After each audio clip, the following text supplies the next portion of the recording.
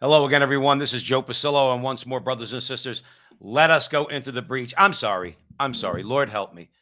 Hillary Clinton just she scares me. To look at her makes my stomach turn. I know this is going to sound terrible when I think of Dante's Inferno, and I think of those that he sees there, and in his epic poem. I see people like her. She's just such a liar. And I want to play a little bit of this, okay, for you guys to listen to. This is Hillary in India talking to women about climate resilience. I mean, I can't even do it justice. So I'm just going to comment a little bit. I won't be too long-winded, but I think all of you might want to hear what Her Majesty was telling these women in India about climate resilience, whatever that means. So today, I am proud to announce that the Clinton Global Initiative, started by my husband, will work closely with How much does she cringe when she has to call Bill her husband?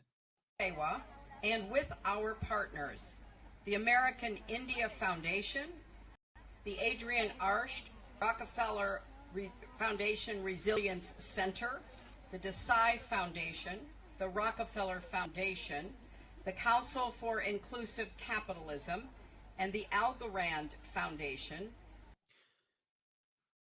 to launch a $50 million global climate resilience fund for women.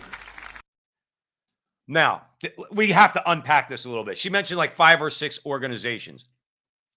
The one particular one for inclusive economics, inclusive capitalism, something like that. That's BlackRock. That's BlackRock. That's ESG. Okay, that's environmental credit score. That's social credit score, governance. That's that whole woke ideology that's infesting corporate America. Okay, and the government. Yes, all you conservatives out there, the government needs to take action in the private sector, conservatives. Yes, they do. And we have to allow them to do that, to put this end to this ESG nonsense. That's number one. You got 6 of these super duper duper uber rich foundations, the ones that she mentioned. Let's say this was even a noble cause. Okay. The best you could do for the women of India is $50 million. If you said 50 billion, I might think, okay, now you're in the ballpark. That would be like me having like a $10 million net worth. And when I go to church on Sunday, I throw $10 in the poor box. What the hell? What is that? That's nothing. So what she's doing here, though, is she's promoting globalism. She's promoting the woke ideology in corporations. She's promoting women, which means promoting abortion. That's all that means, okay, in India. And somebody please explain to me. She can't. I'm going to play more of the clip, okay? She can't. I'd like somebody to explain to me what the hell climate resilience is. Go, Hillary. This fund will empower women and your communities to have access to resources that will make you more resilient to the effects of climate change, like extreme heat. The last time I checked, the way I offset the effects of heat is I buy an air conditioner or I have central air in the place that I live. Okay, that's what I do. But those, of course, are going to be banned because in the new climate regime, I mean, you can't even have a hair dryer, let alone an air conditioner in your house. Okay, so let's get it straight. That's all this is about, is them pushing the climate agenda, which is nothing but a bunch of rules and regulations. They're going to get a bunch of Indian women. So it's so funny, this climate resilience nonsense speech she's given is taking place in India, which is one of the 2 biggest polluters in the world, India and China. Let's be clear about that. Okay. So I don't know what these Indian women are going to do when they listen to Hillary. I mean, what is she doing? Promising them abortion rights and all that nonsense. Okay. In exchange for their obedience when it comes to the climate agenda. Who knows?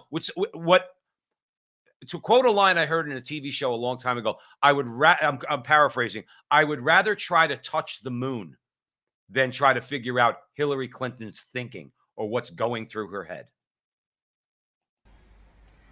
It will also help provide new livelihoods and educational opportunities, and provide the kind of transition we see here today. you're using the solar panels to fuel the work in the salt pans, then you take the solar panels home to provide electricity in your villages and even provide it to the grid. Okay, my question to Hillary is, Hillary, when you go to work, I use that word really loosely. Do you bring a solar panel with you to the Bill and Hillary Clinton Foundation? Do you fold it up and bring it home so that you could use it in your home and to provide electricity in your home? No, you pay a gas and electric bill, Hillary. That's what you do. But you want to impose on these people of India your idea of being environmentally responsible, which is I got to carry my damn solar panel to work. And then I got to fold it up and bring it back home. And my response to you and John Kerry and Al Gore and all you environmental elitists is, okay, that's your plan. You first. I don't think that's unreasonable for me to say. Let's say everything she says is true. It's not, because Hillary Clinton is a born liar. Okay. Yeah, I said that. She's a born liar. She could actually teach the devil a thing or two about lying. And Jesus called him the king of lies. Okay. You might be looking at the queen right here. This is nothing but lies. She's lying to these people to try to convince them that they have to use solar panels, that what they're doing is destroying their environment, that, yes, she's going to empower women, by the way, to get transitional jobs, which means Hillary's going to dictate the jobs that these women get. They're not going to determine for themselves what jobs they want to get. Hillary and her people, they're going to put together jobs and the women can go after those jobs, but only so far. Can you be a rich lawyer from India the way Hillary was a rich white trash lawyer from Arkansas? Could you? I don't know. Let's see. Let's hear Hillary finish it off. I also want to connect you with global carbon markets. Okay, carbon markets are a scam. That's all they are. Cap and trade. They've been talking about it before. That means if I use a certain amount of carbon, if I have a certain amount of credits that I've either earned or paid for, okay, then I could go out and buy those carbon, and I can pollute all I want as long as I pay. Okay, that's really the idea of it. Well, if carbon emissions is such an existential threat to our existence, then why would we even allow people to pay their way out of, let's say, emitting too much carbon into the atmosphere? You would say, no, we're all going to die the way the dinosaurs did. We're all going to die. Okay. Therefore, we have to shut it all down. No, you're going to have access to these markets. What do you think that they're going to be markets the way we have markets? We don't even really have free markets now in other industries. You think a carbon market is actually be something remotely called free? It's going to be rigged. And the insiders are going to be the ones that rig it the same way they do at Wall Street right now. The whole game is rigged. It doesn't matter if stocks go up and down. BlackRock's making money. All the rest of them are making money. They're long one day, they're short the next day. And they have all the inside knowledge, and then they claim they don't trade on inside information. Oliver Stone made a movie 35 years ago called Wall Street, where insider information was the biggest sin you could commit. They do it every day. And it's not conservative Republicans that are doing the insider trading. It's liberal Democrats.